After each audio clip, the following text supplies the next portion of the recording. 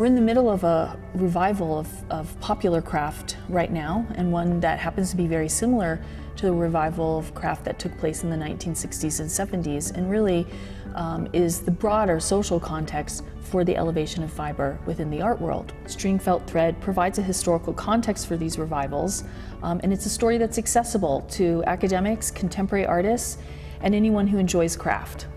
The idea for the book lies in an experience I had as an undergraduate student. I was taking a course in modern art, and I was introduced to the work of a number of really remarkable artists whose work is often dismissed as craft or weaving. Ordinarily, their work is talked about, or was at the time talked about, as a form of craft.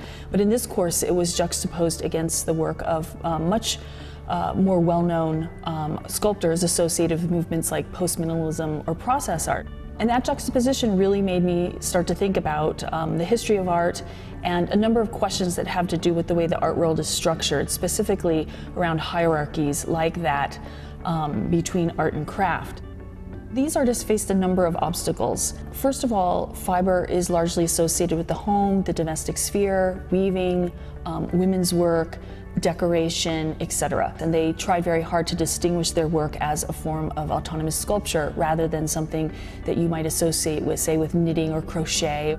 There was also, of course, the hierarchy of art and craft, which radically dismissed practices that were associated with any kind of craft material. So this was also something that was going to be a challenge for them, to somehow deflate that hierarchy. For feminist artists, the fact that practices like knitting or crochet or other forms of fiber art were associated with women historically was positive, and it was something that they wanted to use or leverage to provide a critique of the hierarchy of art and craft. In other words, they wanted to reveal that hierarchy as not natural but ideological. That's something that had to do with social hierarchies, say of gender or even race.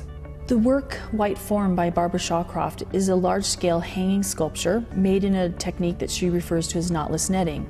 This work by Sheila Hicks, The Principal Wife Goes On, consists of skeins of linen which are coiled with brightly colored silk.